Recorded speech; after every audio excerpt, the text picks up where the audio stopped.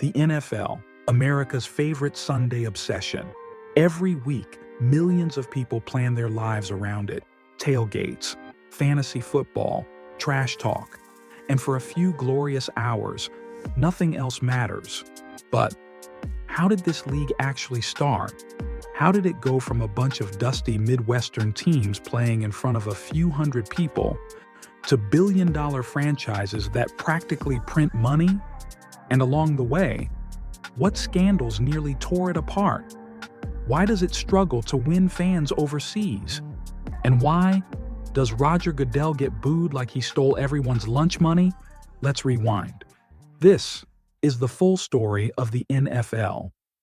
In 1920, in Canton, Ohio, a group of small-town team owners got together to form the American Professional Football Association. Catchy name, right? Okay. Not really. These weren't superstar athletes. They were plumbers, steel workers, and farmers who just happened to hit people really hard on weekends. Players made pocket change. Stadiums were muddy fields. Sometimes, the crowd was literally a few dozen people and a stray dog. Quick comedic zoom on old photo of fans bundled in coats. They rebranded in 1922 as the National Football League, the NFL, and somehow it survived. The 1930s brought real rules, hash marks, the forward pass, making the game faster, less like a rugby scrum. In the 40s, World War II hit. Players went to serve, teams ran out of bodies, and in 1943, the Pittsburgh Steelers and Philadelphia Eagles merged into one team. They called them the Steagles. Yes, that's a real thing. But the NFL's real breakthrough came in the 1950s, when television fell in love with football. The perfect example?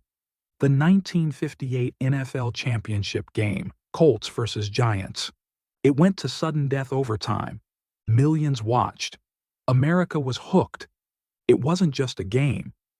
It was the greatest game ever played. And it put the NFL on the map. Then in 1960, a rival appeared, the American Football League, the AFL. They had flashy uniforms, high-scoring games, and weren't afraid to steal NFL players with fat contracts. The war for talent got so intense that in 1970, the leagues called a truce and merged. The Super Bowl was born, and before long, it went from an experimental championship to the biggest event in American sports. Today, over 100 million people watch every year. Even people who don't like football tune in just for the commercials. The 70s brought the Steelers' steel curtain defense. The 80s had Joe Montana and the 49ers revolutionizing offense. The 90s? The Dallas Cowboys became America's team. Monday Night Football made it primetime entertainment. NFL films turned games into epic movies. By the end of the 90s, the NFL had passed baseball as America's favorite sport. It wasn't even close. The 2000s changed everything. Fantasy football turned even Jacksonville Jaguars versus Cleveland Browns into must-watch TV because your tight end might be playing. Then came megastars like Tom Brady, Peyton Manning, and Drew Brees. TV deals exploded. Stadiums got bigger. The money got insane. The NFL wasn't just a sport anymore. It was an empire. But with great power comes great controversy. CTE and player safety. The NFL denied for years that football caused brain injuries. After lawsuits, they had to pay billions and change concussion rules forever. Spygate and Deflategate. The Patriots got caught videotaping opponents' signals and later accused of underinflating footballs. Tom Brady got suspended. Twitter exploded. Colin Kaepernick. In 2016, he knelt during the anthem to protest racial injustice. The move split fans right down the middle. Off-field conduct. From domestic violence to gambling suspensions, the league has been blasted for inconsistent punishments. Through it all, ratings stayed strong because drama is also entertainment. The NFL's tried to go global for decades. London games, sold out, Mexico City, loud and packed. But here's the thing. A lot of those fans are tourists or U.S. military. And while soccer rules the world, football is still an American obsession.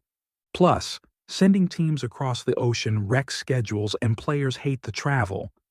So will the NFL ever truly conquer the world? Probably not. But it's not for lack of trying. And then, there's Roger Goodell, commissioner since 2006. Salary?